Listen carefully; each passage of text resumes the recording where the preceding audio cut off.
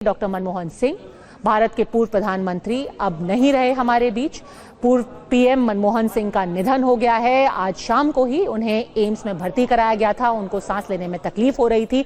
इससे पहले भी 2 साल पहले उनको एम्स में ही भर्ती कराया गया था। उस वक्त भी उनको इन्फेक्शन हुआ था।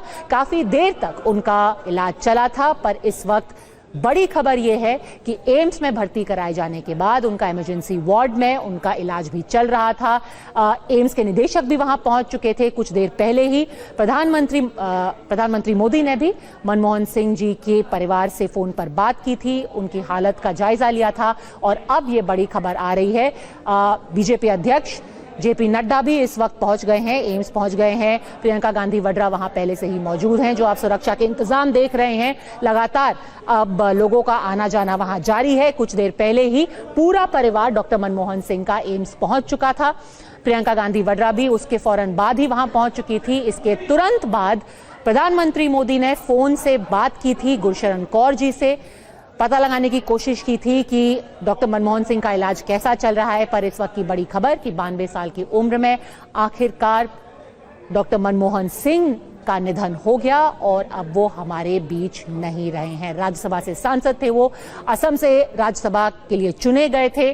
पीवी नरसिम्हा राव की सरकार में वो वित्त मंत्री रहे थे और उस दौर में बहुत ज्यादा इकोनॉमिक रिफॉर्म्स का पूरा श्रेय उन्हीं को दिया जाता था। किस तरीके से उन्होंने लिबरलाइज किया था भारत की इकोनॉमी को, उसका पूरा श्रेय बार बार उन्हें दिया जाता था। और हाल फिलहाल में ही प्रधानमंत्री मोदी ने भी कहा था कि जिस तरीके से राज्यसभा के चुनाव में वोटिंग करने के लिए बेहद कमजोर हालात में व्हील चेयर पर बैठ करके डॉक्टर मनमोहन सिंह सदन में पहुंचे थे, ये दिखाता था कि किस तरीके से वो डेमोक्रेसी में विश्वास रखते थे। डेमोक्रेसी के प्रिंसिपल्स को ही अपहोल्ड करने के लिए वो अपना वोट डालने पहुंचे, इसके बावजूद कि वो बेहद कमजोर थे, बेहद बीमार चल रहे थे।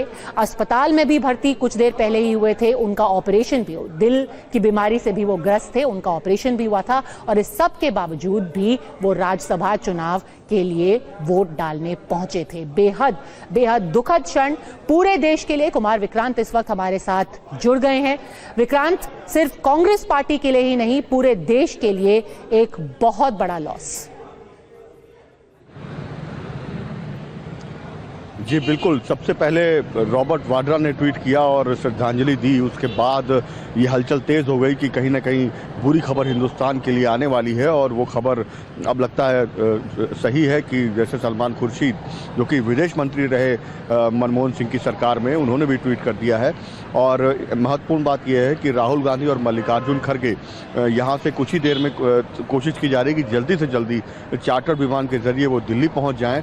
और उसके अलावा जो कांग्रेस के बाकी नेता हैं, यहाँ पर जो कल की जय बापू, जय भीम, जय संविधान रैली बेलगावी में होनी थी, उस रैली में जो बाकी नेता आए थे वो सारे जल्दी से जल्दी दिल्ली पहुंचने की कोशिश कर रहे हैं। और अब कल की रैली का कोई मायने नहीं है, वो रद्द हो चुकी है। तो ऐसे में मनमोहन सिंह जो शख्सियत है कांग्रेस पार्टी की, जिस तरीके से 1991 में जब हिंदुस्तान जिस स्थिति में था, अर्थव्यवस्था थी, उन्होंने उसको खोला, उदारीकरण लेकर आए। नरसिम्हा राव प्रधानमंत्री थे, वो वित्त मंत्री बने मनमोहन सिंह, और उसको संभाला और वित्त मंत्री के तौर पर सफल कार्यकाल उनका माना गया। और 2004 में जब सोनिया गांधी ने प्रधानमंत्री का पद ठुकराया, जब तमाम ओर से विदेशी मूल का मुद्दा उठा, तो उस वक्त सोनिया गांधी ने किसी राजनेता को नहीं, डॉक्टर मनमोहन सिंह को चुना। और मनमोहन सिंह लगातार 10 साल तक, आप कह सकते हैं कि जवाहरलाल नेहरू के बाद मनमोहन सिंह कांग्रेस के वो प्रधानमंत्री रहे जो लगातार 10 साल हिंदुस्तान के प्रधानमंत्री रहे। इंदिरा गांधी भी लगातार 10 साल एक ही बार में प्रधानमंत्री नहीं रह सकी। तो आप मनमोहन सिंह के कद का अंदाज़ा लगा सकते हैं। मुस्कुराते रहते थे और वो उनका वो डायलॉग सबको याद होगा कि हज़ारों सवालों से बेहतरीन मेरी चुप्पी है। तो कम बोलते थे लेकिन अर्थव्यवस्था को आगे ले जाने की हमेशा बात करते थे। और वो मनमोहन सिंह कि आप अगर सियासी बात करें तो 2008 में न्यूक्लियर डील को कौन भूल सकता है, जब सोनिया गांधी ने मनमोहन सिंह का साथ दिया और लेफ्ट दूर हो गया कांग्रेस से, और लेफ्ट आज कहां पर है। तो मनमोहन सिंह की शख्सियत खाली कांग्रेस के लिए नहीं, पूरे हिंदुस्तान के लिए हमेशा के लिए याद की जाएगी। और ये बड़ा झटका है उनकी पर मैं जल्दी से रुख कुमार कुंदन का भी करना चाहती हूं, क्योंकि वो इस वक्त एम्स के बाहर ही मौजूद हैं। अब ये खबर पुख्ता हो गई है, क्या एम्स की तरफ से कोई भी स्टेटमेंट आया है कुंदन? अभी तक कोई स्टेटमेंट नहीं आया है, और जब तक एम्स से एक मेडिकल ऑफिशियल बुलेटिन का वेट किया जा रहा है। लेकिन मैं फिर कह रहा हूं, जिस तरीके से लोग आ रहे हैं, जिस तरीके से आला अधिकारी आ रहे हैं, आला नेता आ रहे हैं, अभी अभी जेपी नड्डा पहुंचे हैं। जेपी नड्डा जो केंद्रीय स्वास्थ्य मंत्री भी हैं और भारतीय जनता पार्टी के अध्यक्ष भी हैं, तो जेपी नड्डा अभी से बस 2 मिनट पहले पहुंचे हैं, और कांग्रेस के साथ साथ भारतीय जनता पार्टी के लोगों का भी यहाँ पे आना शुरू हो गया है। तो ये इंगित करता है कि किसी भी तरह की कोई एक बड़ी अनहोनी की बात है। लेकिन हाँ, इतना जरूर है कि अगर हम बात करें एम्स की, तो एम्स की तरफ से अभी तक कोई ऑफिशियल बुलेटिन नहीं आया है। एम्स की तरफ से बताया गया है कि अब से थोड़ी देर बाद उनके स्वास्थ्य को लेकर एक ऑफिशियल बुलेटिन जारी किया जाएगा। अब वो बुलेटिन क्या होगा, किस तरह की बातें हैं, इसका हमें इंतजार जरूर है। लेकिन मैं फिर कह रहा हूं कि जिस तरीके से आला नेताओं का यहाँ पे आना जारी है, वो किसी अनहोनी का संकेत दे रही है। पद्मजा, बिल्कुल, क्योंकि आपने इतने करीब से डॉक्टर मनमोहन सिंह को देखा भी है, उनकी सरकार को भी कवर किया है। विक्रांत, आपने उनका एक जो स्टेटमेंट था वो तो उसका जिक्र किया, पर उनका एक और स्टेटमेंट था जब 2013 का वो वक्त था जब इतने सारे विवाद उठ रहे थे, तो डॉक्टर मनमोहन सिंह ने सिर्फ कुछ ही शब्द बोले थे। उन्होंने कहा था, हिस्ट्री विल जज मी।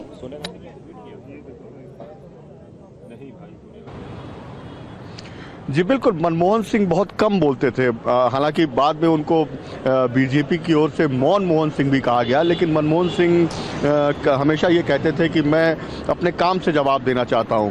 आप याद करिए, मनमोहन सिंह के कार्यकाल में जब विरोध आया या बीजेपी के आरोप लगे कांग्रेस के या यूपीए के नेताओं पर, तो उन पर भी मनमोहन सिंह ने आप कह सकते हैं कार्रवाई कर दी। ए राजा को कौन भूल सकता है, जिनके खिलाफ टेलीकॉम घोटाले मामले में मनमोहन सिंह ने कार्रवाई कर दी। हालांकि सुप्रीम कोर्ट का उसमें बहुत महत्वपूर्ण रोल रहा।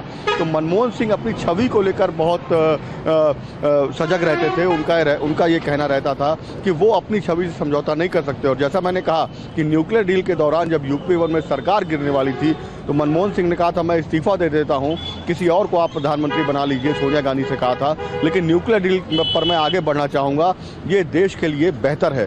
और ऐसे में सोनिया गांधी ने तमाम कांग्रेस के वरिष्ठ नेताओं की विचारों को दरकिनार करते हुए मनमोहन सिंह का साथ दिया था, और लेफ्ट के साथ छोड़ जाने के बावजूद किसी तरह से जोड़ तोड़ करके कांग्रेस ने अपनी सरकार बचाई थी। हालांकि उस वक्त में संसद में नोट लहराए गए, तमाम तरह की बातें हुई, लेकिन जब मनमोहन सिंह के बारे में भले ही आप कहें कि बहुत सॉफ्ट थे, बहुत सौम्य थे, लेकिन जब वो कुछ तय कर लेते थे तो फिर सोनिया गांधी को भी उनकी बात माननी पड़ती थी।